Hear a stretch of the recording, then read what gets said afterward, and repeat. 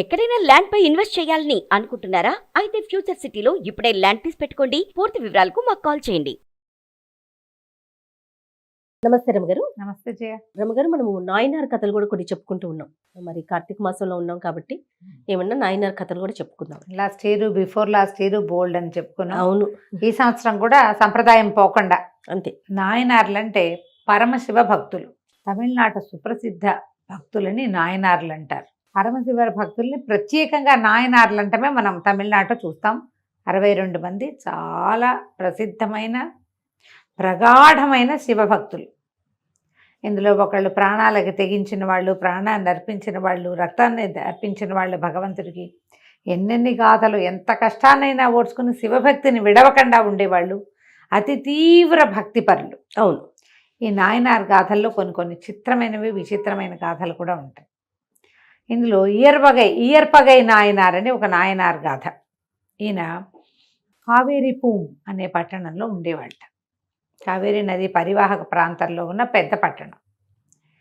పరమ భక్తుడు, వైశ్య కులానికి చెందినవాడు. ఈయనకి చక్కగా సౌందర్యవతి అయిన భార్య ఉండేది. మహాభక్తితో ఉండేవాడు. తన దగ్గరకు వచ్చి ఏది అడిగినా తన దగ్గర ఉంటే లేదని అనేవాడు కాదు. రేపటికి నాకు కావాలి, మాపటికి నాకు కావాలి, వీళ్ళకి ఇచ్చేస్తే ఎల్లుండి మనకెట్లా, మన ఇంట్లో ఏదైనా అక్కరొస్తే ఎట్లా, అలాంటి ఆలోచన పొరపాటును కూడా ఉండేది కాదు. ఆయన చిన్న సుత్తి శానం దగ్గర నుంచి ఇనపెట్టెల వరకు, ఒక పెద్ద ఇనపెట్టె కావాలి, మా పిల్లకి ఇవ్వదలుచుకున్నాను పెళ్ళికి, ఇనపెట్టె కొనే శక్తి లేదు అంటే మా ఇంట్లో ఉంది, పట్టుకెళ్ళు. తమ ఇంట్లో ఉన్న ఇనపెట్టె ఖాళీ చేస్తే ఎట్లా పెట్టేవాడు. దారే పోతుంటే ఎవరైనా అయ్యా ఒక వస్త్రం ఇప్పించంటే మీదున్న వస్త్రం తీసి ఇచ్చేవాడు. కట్టుకున్న పంచె విప్పించి అంగవస్త్రంతో ఇల్లు చేరిన రోజులు కూడా ఉన్నాయట. ఆయన తమ దగ్గర ఏది ఉన్నా సరే ఎక్కడి నుంచి తెచ్చి ఇవ్వడం కాదు, తమ దగ్గర ఉన్నది కాదనకుండా దానం చేసేవాడు. దాత అని పేరు పొందాడు బాగా. పరమేశ్వరుడికి ఇతను నచ్చాడు. వీడు దాతృత్వం ఎంతవరకు వెళ్తుందో, అంటే ఇంకా ఎంతకి తెగబడతాడు దానం చేయటం కోసం. మళ్ళీ ఈ దానంలో బొట్టు పెట్టుకుని శివభక్తులకి దానం చేయటం ఆయన నియమం. ఓహో, ఎవరైనా సరే విభూతి పుండ్రాలు ధరించిన వాడు కనపడితే వాడు ఏదైనా అడిగితే ఇచ్చేస్తాడు. సరే, ఏం చేసేట పరమేశ్వరుడు ఒక బ్రాహ్మణ వేషధారిగా ఇయర్వగై నాయనారు ఇంటికి వచ్చాడు. చక్కగా విభూతి పుండ్రాలు ధరించి ఒక మధ్య వయస్కుడైన బ్రాహ్మణ వేషధారిగా పరమేశ్వరుడు వచ్చాడు. వస్తే ఆయన చూడడానికి సాక్షాత్ పరమశివుడల్లే కనపడుతున్న ఆయన్ని లోపల పిలిచి కాళ్ళకి నీళ్ళిచ్చి, మంచినీళ్ళు ఇచ్చి, ఏదో ఆహారం అందించి, ఒక ఉత్తరీయం ఇచ్చి నమస్కారం చేసి, అయ్యా మా ఊరకు రారు మహానుభావులు, ఏం కావాలి మీకు, ఏం కావాలి, నేనేం చేయగలను, దాసుడు చేయగలిగిన సేవ ఏదైనా ఉందా అని అడిగాడు. ఆయన, నువ్వు చాలా దాతవని తెలుసుకుని వచ్చాను, నీ దగ్గర ఉన్నది కాదనకుండా ఇస్తావని ఊరంతా చెప్పుకుంటున్నారు.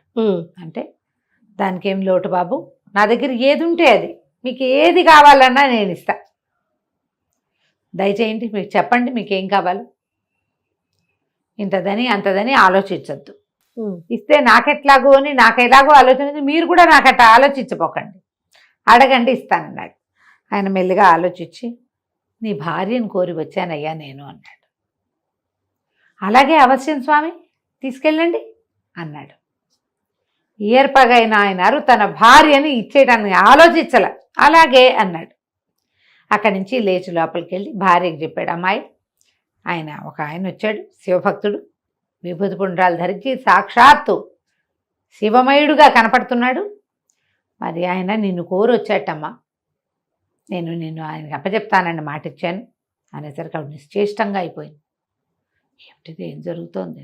కానీ ఒక నిమిషంలో తెప్పరిల్లి, శివభక్తుడు ఏది ఇచ్చినా శివుడికి ఇచ్చినట్టే అని భావిస్తాడు, పరమేశ్వరుడికి దానం చేయబడ్డా నేను అని ప్రాణాలు దేటో తెచ్చుకొని ఇంట్లో ఉన్న పని వాళ్ళకి ఎవరికో చెప్పి వెనకాల వచ్చింది. ఇదిగోండి నా భార్య, స్వామి తీసుకెళ్ళండి అన్నాడు.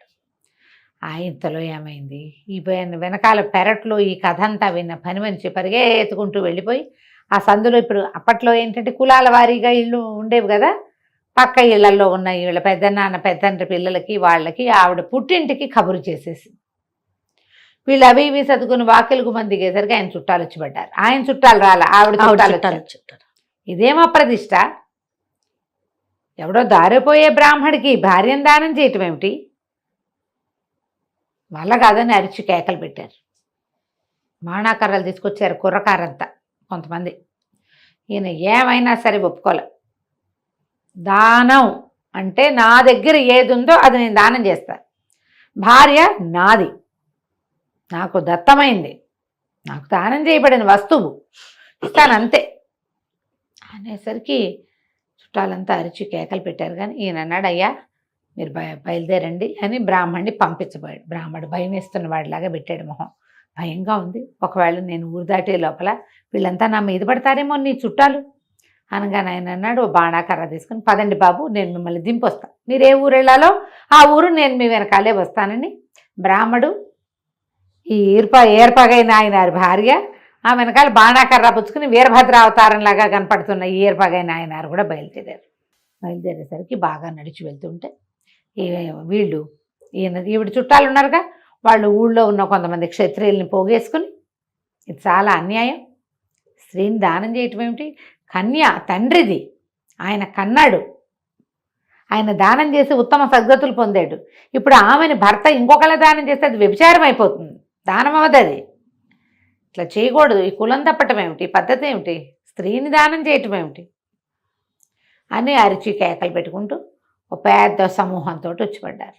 పడితే బ్రాహ్మడు బెదిరిపోయి వెనక్కి చూస్తుంటే అందుట భార్య నాయనారు వాళ్ళందరినీ సమాధానపరుస్తాడు, తమరు పదండి అంది. ఆయన ఆవిడ నడుచుకుంటూ పోయారు. ఈ వెనక్కి తిరిగి చూసిన నాయనారా వచ్చిన మీద పడిన వాళ్ళందరినీ కొట్టేశాడు. కొట్టేసి మళ్ళీ వాళ్ళ వెనకాల నడవటం మొదలుపెట్టాడు. అయితే ఒక మలుపు తిరుగుతుంటే మలుపులో నిలబడి భార్య కనపడిందట. ఆయన కనిపించాల. ఈయనేమనుకున్నాడు, అయ్యో బ్రాహ్మణ శివభక్తుడు భయపడి పారిపోయాడేమో భార్యను వదిలిపెట్టి అని వెళ్ళి, ఏమే ఆయన వెనకాల పరిగెత్తుకుంటూ వెళ్ళొద్దు నువ్వు. ఆయన ఎక్కడికి వెళ్ళాడంటే, ఆయన ఎక్కడికి వెళ్ళలేదండి, ఇటు మలుపు తిరిగాము ఇద్దరము, చూస్తుండగానే మాయమైపోయాడు, నాకు కనపడలేదు అనేసరికి అటు ఇటు వెతికారట ఇద్దరు. అన్ని పక్కల వెతికి పరమేశ్వర చేసిన దానం వృధా పోతోందే అని దుఃఖపడుతూ నుంచున్నట్టు ఆయన. మరి భయపడి ఆయన పారిపోయాడు. ఈ దుర్మార్గుల వల్ల కదా శివభక్తుడు నిరాశతో వెళ్ళిపోయాడు. ఆయనకి ఎంత స్త్రీ అవసరం ఉందో పాపం. దుఃఖపడుతూ నుంచుంటే పెద్ద మెరుపు మెరిసింది. ఆ మెరుపులో పరమేశ్వరుడు కనబడ్డాడు పార్వతీ సమేతుడు.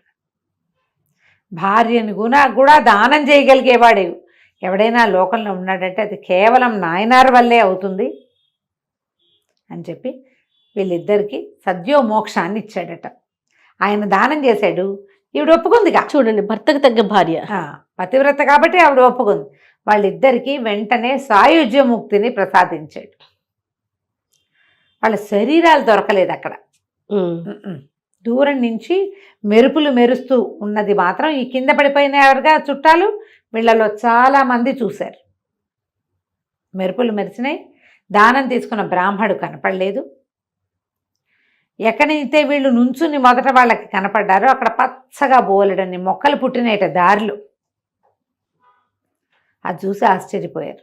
ఆయన పరమభక్తుడు నాయనారు, అందుకనే భగవంతుడు ఇట్లా వాళ్ళని కరుణించాడు, ఇదంతా పరీక్షేనని ఈ దెబ్బలు తిన్న వాళ్ళందరూ పరమేశ్వర ధ్యానం చేసుకుంటూ వెనక్కి తిరిగి వెళ్ళారు కదా కంచికి, మనం ఇంటికి. వా, నిజమైన భక్తులు కదా కదా. అంటే ఇది ఆ కాలంలో అలాంటి తీవ్రమైన భక్తి ఉండేది జయ.